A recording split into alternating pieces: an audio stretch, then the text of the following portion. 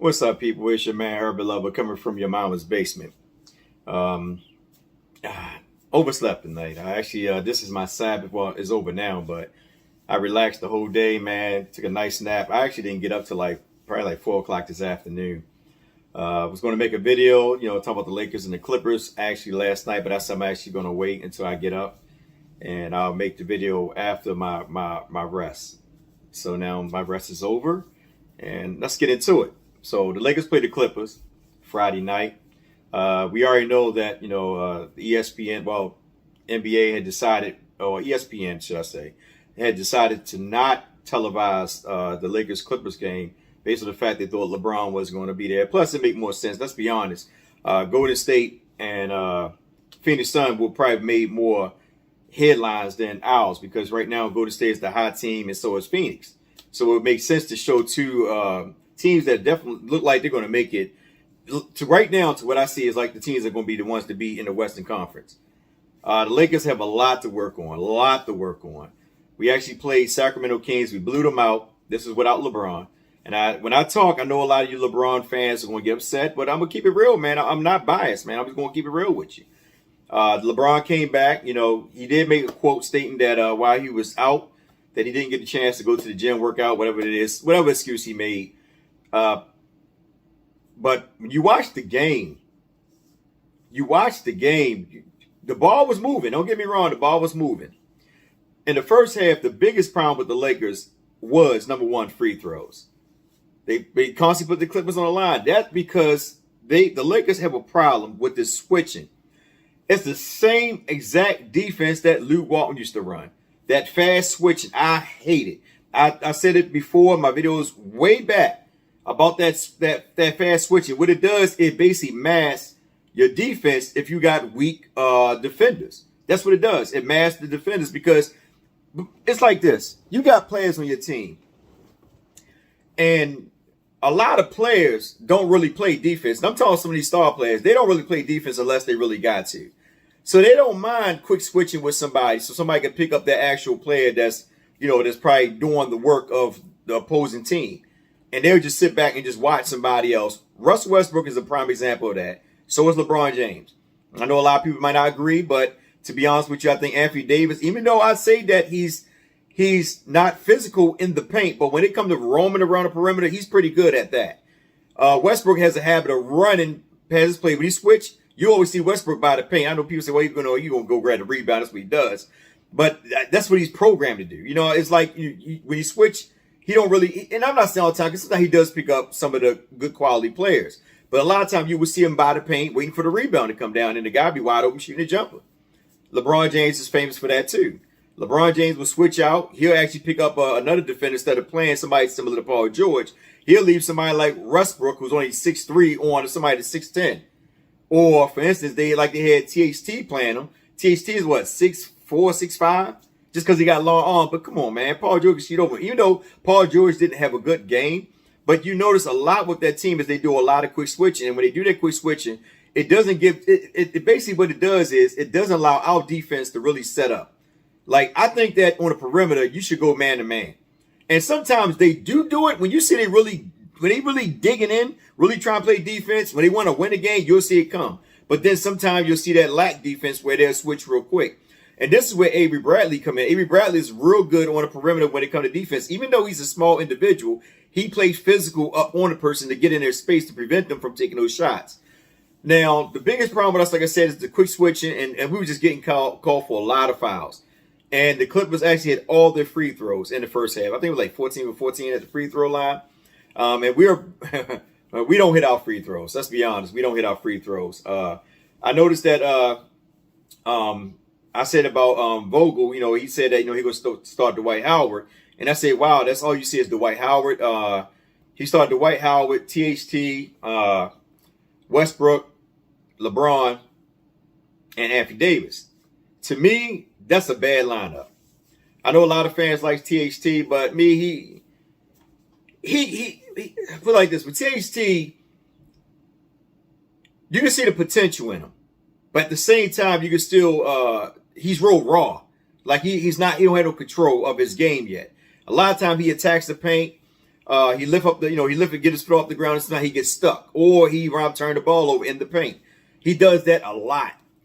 And when you put a squad like that with Westbrook, you got Westbrook who can't shoot, THT who can't shoot, LeBron James, Anthony Davis who's struggling behind, from outside the paint, and then Davis. You really don't give Westbrook nothing to work with. Because if you got a guy in there that doesn't shoot threes, even though he knocked down 2 threes in that game, because he only took 8 shots, even though he knocked down 2 threes in that game, you really don't give him much to work with. And it offends me that I don't understand, and I guess because they probably feel like we got Paul George playing. Well, this is my thing about players, star players. You got Paul George playing. This is somebody that LeBron James should be playing. The reason why I said it because they don't really have no other star. It's just Paul George. And then you always see THT on him. Like, you putting THT on a guy, THT like 6'4", 6'5", and this guy like 6'9", 6'10", that can shoot over THT all the time. And THT was just fouling left and right. Just, 4-point play, just constantly fouling. Y'all talk about Dwight Howard foul a lot. That man fouls a lot, because he's too raw. And I think that being that and I'm not going to talk about his age, because I know a lot of young players that come in there that really talented. LeBron, when he came in the league, he was talented. Kobe, same thing. Kobe was raw. But the point is that I'm saying is that at the end of the day, that you throw a guy like THT in the mix and you expect him to do so much. And you're looking at Paul George and like, man, nah, man. LeBron James should have been playing Paul George. That's me, my take on it. They should start Malik Monk. I know some people might disagree with me, but I think Malik Monk should be a starter. At the end of the day, the best perimeter on our defense is Bradley. No, it's not Reeves and all them other guys. It's Bradley. I think Bradley, his thumb was messed up, so he didn't play last night. But Bradley need to get some bump when he come back. I hope they don't push him down the line because Bradley played good defense. But I think Malik Monk needs to start because it allows the team to get some spacing going. Because that way, if Anthony Davis is going to be roaming around the perimeter, or outside the key, should I say, and Dwight Howard's in the paint, then you got Malik Monk as well. And not only Malik Monk can shoot, he can put the ball on the floor. And I think Malik Monk is much more under control based on his experience being in the NBA compared to THT. THT need to come off the bench. And that's how I look at it, because the thing about it, the Clippers, they start off slow, but Clippers are real good in the second half. But they start off slow. And when they start off slow, be honest with you, Vogel should have made some changes when we were struggling as well. He should have made some changes, and I think he should have got Malik Monk in there early. And the reason why I say that, because you got to get some distance from these players. You can't just let them hover around. Because if you let teams hang around, they got a chance to beat you. And especially when the second half comes. So I think they should have started Malik Monk, but it is what it is, man. LeBron James, who is it? 8 for 23. 8 for 23, if I'm not mistaken. I think it was 8 for 20. Let me look at the stats. Let's see if I got it pulled up here. Now I got to pull up here. But he was 8 for 23.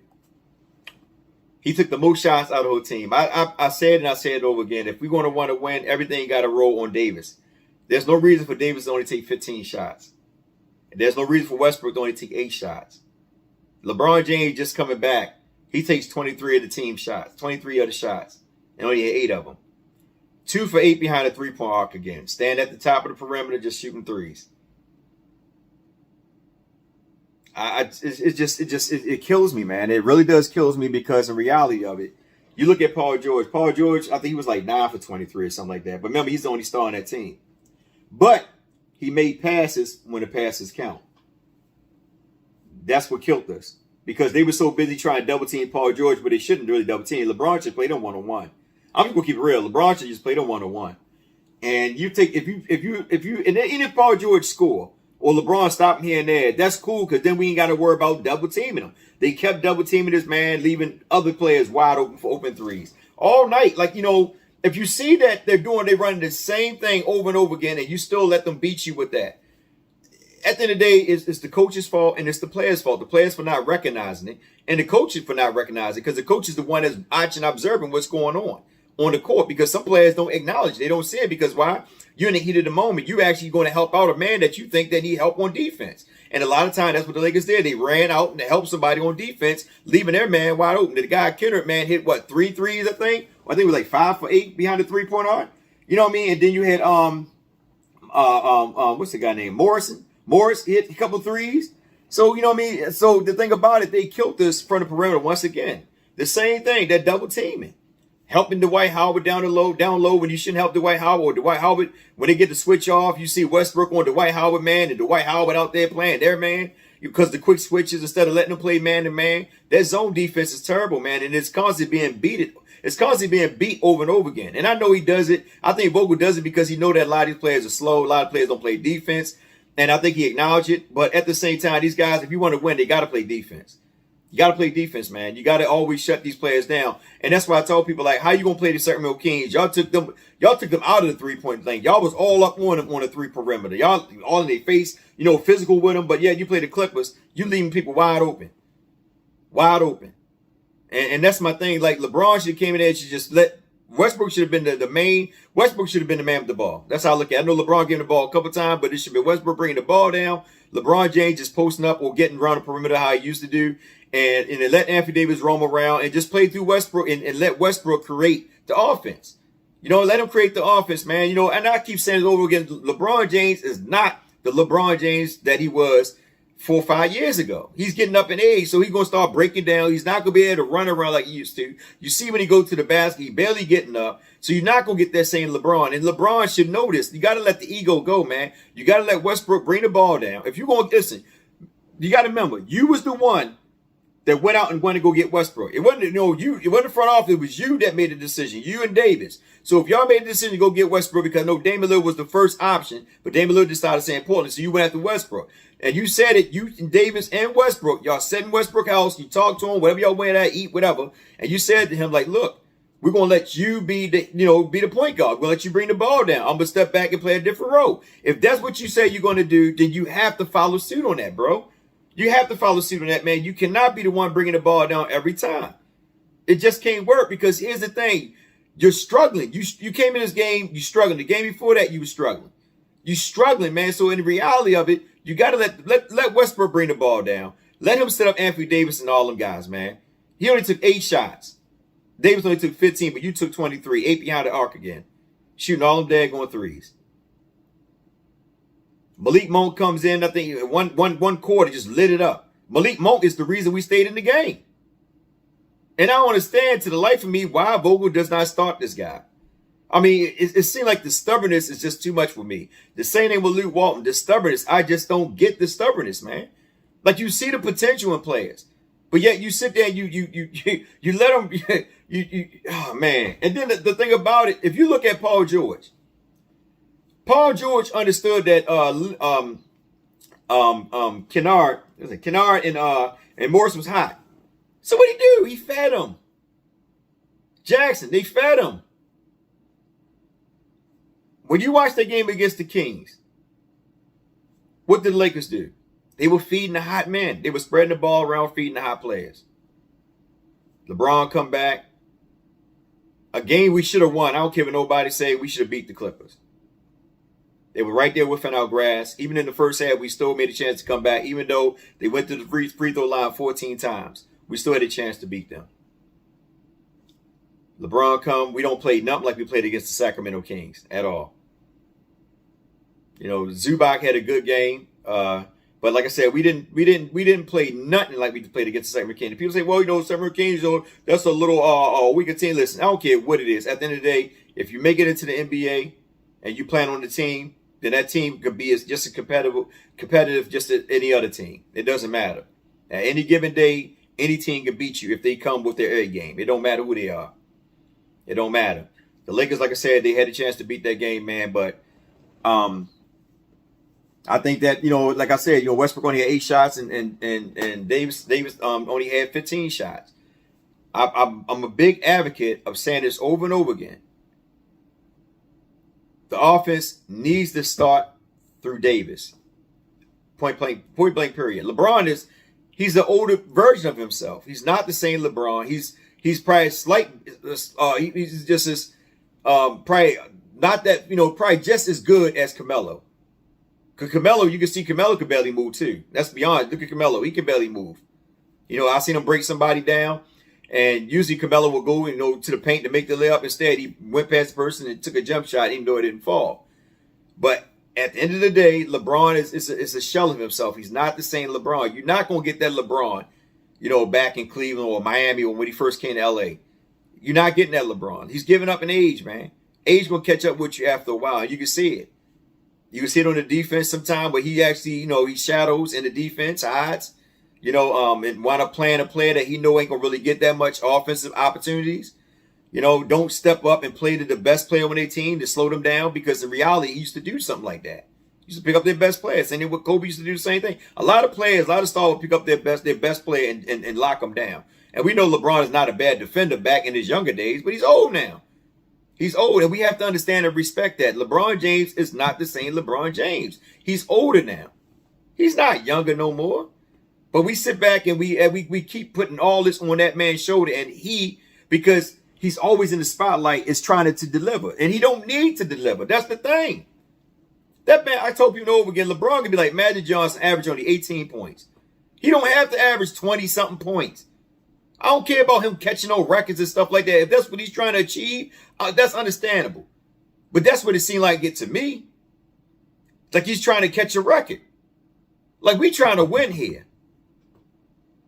And at the end of the day, there's no reason for you to chuck up all those threes again, when you could have been passing that rock around to people that you know was hot, man. If you only scored 12 points, that's cool. As long as you get the win, it don't matter, man. It's about sacrificing. Sacrifice for the greater good in order to get that win. And this is what's killing us. Egos.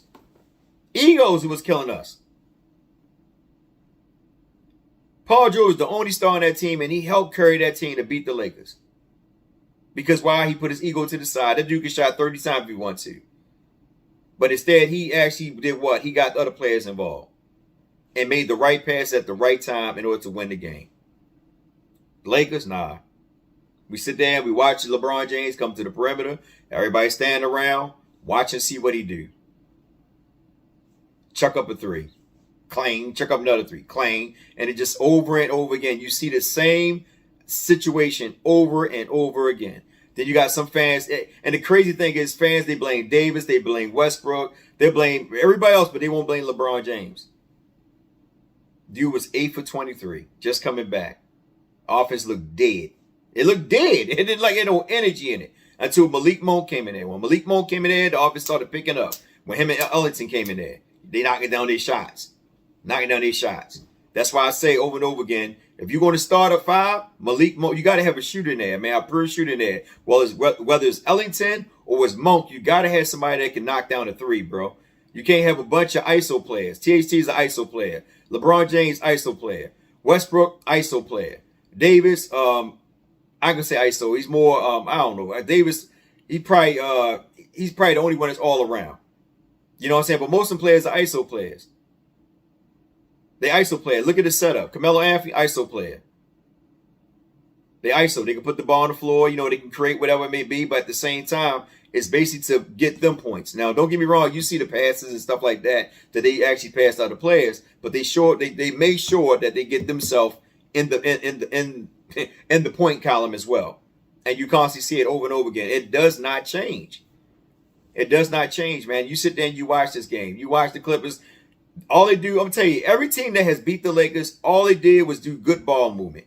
And the Lakers constantly get caught up in that good ball movement, trying to defend that good ball movement. By what? Double teaming, quick double teams, leaving the man wide open. You see it every time. It don't matter what coach is there. Since Byron Scott, you see the same thing. You see the same thing, the double teaming. The quick double teaming, the shadow, the weak defenders. So they run zone, quick double teams, helping out on players that shouldn't need no double teams. You know what I'm saying? But they're quick to do it and leaving the man wide open. Then when the man shoots a 3, you rarely see somebody run to him to even challenge it. They'll look at it and stand around the perimeter to grab the rebound. And they look at each other like, why? Like, my thing is this. You got 4 or 5 stars on the team. Yeah, 4 or 5 stars. Westbrook, LeBron, Carmelo, Davis, Dwight Howard. That's 5 stars right there. Whether old or new, we got 5 stars on that. You watch them in the All-Star game, they play pretty good. But here on this court, they can't get it together. They can't figure it out. Because why? Because nobody knows their damn role. That's the reason why. Nobody knows their role. Everybody wants to be the man. The only one that don't want to be the man is the one that we need to be the man, and that's Davis. He don't want to be the man. Davis should be the main focus on this team, not LeBron, not Westbrook. Westbrook should be bringing the ball down, get across the court. If he wants to pass to LeBron, LeBron can create whatever he want to do, or Westbrook can actually penetrate, kick it out to Davis, or find Davis on a better position to get him an easy score, and that's how it should be. Or find Monk or one of the shooters on the perimeter. But they make it so complicated when it's not. They make it so complicated, man. And I sit back and I watch this game over and over again, and I say to myself, like, dang, yo, when are y'all going to get it together? When? Westbrook only had 2 turnovers that game. Hit 2 threes. But he only took 8 shots. But LeBron took 23. Then he blamed it on, like I said, he blamed it on him not being, touching the ball, being, in the house because of the protocol, whatever it may be. But like I said, word on the street, somebody said that, but you went to go see your son's game. So how it is that you had to stay in the house, but you went to go see your son's game? Just the excuse. Listen, my brother, at the end of the day, you took a lot of shots. You could have just scored 18 points or just scored 8 points. We don't care. The point is, the Lakers family, we want wins. We don't give a hell about you scoring 30, 40 points. We care about wins. That's what we care about, especially when you're playing the Clippers, a team that's actually occupying the same stadium as you. So you want to win. You want to beat this team, so they don't have a lot to talk about. And they only have 1 star. We have 5 stars. And we let this team beat us. A team that's struggling. I think they won, 7 in a row, then he started losing a bunch. But the point is, we should have beat that game. There's no excuse to that, man. That was good ball movement. You had Marcus Morris with 21. Serge Ibaka, who's not known to score, but can bang the 3-2. He had 9. Avika Zubac has 12. Paul George had 19. Reggie Jackson had 16. Luke Kennard off the bench had 19. Herb Bledsoe with good defense. He had 8 points, though. And Isaiah Hartenstein, another guy, he had 11 points. All them double-digit people. 1, 2, 3, 4, 5, 6. You had one that had 8 and one that had 9. That was too close to a double digits. 1, 2, 3, 4, 5, 6. 6 people in double digits. Double figures, should I say. And you had 2 that were close to it. One that had 9 and one that had 8. Then you go to the Lakers. A lot of people in double figures. Carmelo had 13. Malik Monk had 20. Talon Horton had 8. And they fouled. We do foul a lot. Russell Westbrook had 10. Then they went with that small lineup, I think, with LeBron James and Carmelo Anthony. And LeBron had 11 rebounds and Anthony Davis had 27. And the thing about it is that's why I say you should have kept going to Anthony Davis. Anthony Davis should have been the man. That's just me, man. My thing is this in the day. I don't knock LeBron because he's a star. But at the same time, if you see an opportunity where you have a chance to win the game, you got to take that opportunity. You see the mixed matches as a leader, you have to take that chance, take the opportunity. You're not the same person. So you see somebody that's hot and is killing somebody, you feed him. Now, a couple times he did feed Monk, and he missed a couple shots. But at the same time, we should have been doing that in the first half. That's the thing I'm trying to talk about. We should not have went that in that second half like we did, down by 3 or whatever. Like I said, the Clippers shot 14, hit 14 free throws, whatever. The Lakers, they didn't have no rhythm offense in that first half, and that will set the tone for the rest of the game. The first half set the tone because you struggling in the first half, and the Clippers were struggling too. Like I told you, the only thing that kept the Clippers in the game was the free throws. That's when you should have made adjustments and really had a chance to pull away when you had the opportunity to. But we didn't take advantage of it. Instead, we just linger around. Like I said, THT, 8 points. The first 3 games came back, he was averaging, 20-something points. Then he just died off. That's why I say he should be coming off the bench. He's an ISO player. It'd be pretty good him playing against the second unit. First unit, you got to have Malik Monk in there. And I'm kind of cool that Vogel get him and Wayne Ellington some more playing time, which is cool. Because they are best 2 shooters, Malik Monk and Wayne Ellington. And I'm going to be honest with you, at the end of the day, man, I would like to see Bazemore get some more. I think it's unfair that, that you don't see him no more. He came in the first couple games, whatever. He made some messed up. But look at Talon Horton. Talon Horton messing up too. And I think that it's at least fair that Bazemore gets some more opportunities. You know what I'm saying? At the end of the day, he should get some more opportunities. But, you got all them guys in there, man. All them scores, but ain't nobody got defense. Carmelo Anthony is a shadow of himself. He ain't really got no defense, slow on the feet. LeBron James, slow on the feet too. He can play defense when he wants to. But a lot of time he doesn't play defense. Anthony Davis, pretty good roaming the perimeters. He'll play defense in the paint sometime, but Yeah, I remember, man, the Wild, man, he's a finesse player. He can't take so many blows. That's why you got Dwight Howard. And Dwight Howard only played 21 minutes. He got 5 rebounds, 6 points. He didn't really do too much. But he was basically in there during the time when Zubac was in there. But other than that, man, like I said, it was a game we could have won, but we didn't. It is what it is. We just get up and, get ready for our next game. But I hope they make some adjustment, man. I really do hope they make some adjustment. I really like to see Malik Monk in the starting rotation. I don't really want to see him come off the bench. I think that Malik Monk can easily average 20-something points. And I'm going to be honest with you guys. If I think Malik Monk might have signed a 1-year contract. I'm not too sure. I got to look at his contract. But the Lakers need to re-sign him at the end of the year. Out of all these players, Malik Monk, they should re-sign him. They definitely should re-sign Malik. And I will re-sign Wayne Ellington, and I'll get a couple of defensive players around them. A lot of them other guys I'll let go. I'll go ahead and start getting some defender players because you need some defenders too to mix in with that. I know a lot of people waiting on Trevor Ariza, but he's an old guy too, man. Ain't too much he could do as well, man. You know what I'm saying? You got to mix some of these young guys with some of these old guys, man, to balance it out a little bit. Can't have a whole bunch of old guys on the floor, man. These young guys running them out the gym. That's not cool because, like I said, in the fourth quarter they tied. You can see it. They tied. But I just say at the end of the day, I'm not putting all the blame on LeBron James. I think that LeBron James at the end of the day should just basically fall into the rotation, man. Fall into what's going on. Like, let Russell Westbrook bring the ball down. Let him continue doing his thing. And at the end of the day, man, just play off the back of them. You know what I mean? He don't have to carry the load. That's what I keep telling people. LeBron James don't have to carry the load. You got Carmelo. You got Davis. You got Westbrook. All these guys can give you over 20 points. And Malik Monk if you want to. All these guys can give you over 20 points at any given night. You don't have to carry the load no more. Y'all can do team. Man, look at the Golden State Warriors, man. Look at the Phoenix Suns. Hell of a ball movement, man. If you go to say hell of a ball, we got to get out that ISO mind, that ISO state of mind, man. You know what I mean? Like, you got 5 people on the court. Keep passing that rock around till you find somebody open. It's not that hard. It's very simple. You ain't got to be the main addition no more, man. Like I said, you still should start with Davis. Davis should be the main focus point on this offense. Drop the ball to Davis. Work it through Davis. Let him make the pass. You make the next pass. Swing it back to Davis, depending on how much time we got. Find an open man to open shot or get Davis an easier look. That's the whole thing in a nutshell. Like I said before, you bring Davis here. Davis can give you 30 points or whatever. He did it back in New Orleans. But at the end of the day, somebody got to sacrifice their game. And until somebody's willing to sacrifice their game, we're always going to struggle. The ego's got to drop. With that being said, it's your man, Urban Lover, man. Oh, this video almost 30 minutes long. Wow. With that being said, this is like a podcast. I'm going to make a podcast. Might as well, right? But with that being said, it's your man, Urban Lover, coming from your mama basement. Just basically, just ran. That's about it. I'm just ran. You know what I mean? Some people might have a different opinion. That's cool. I like to hear your opinions and, get down in the comment section and tell me what you think. I want to know your opinion. Who you think was at fault? I say the whole team. I'm going to just keep it real with you. I'm always going to say the team, and I'm going to always point out certain players. But at the end of the day, this is still a team game. And a coach. It's always going to be the coach and the players. Some players going to be pointed out than others. But at the end of the day, like I said, I'm not putting this on Anthony Davis. No, people say, well, he should have made his free throws. No, LeBron James should never took those goddamn 8 3-pointers behind the perimeter. That's what it should have been. Should come down no free throws or hoping that a referee bail you out. But that being said, your man, Urban Lover, you know the deal.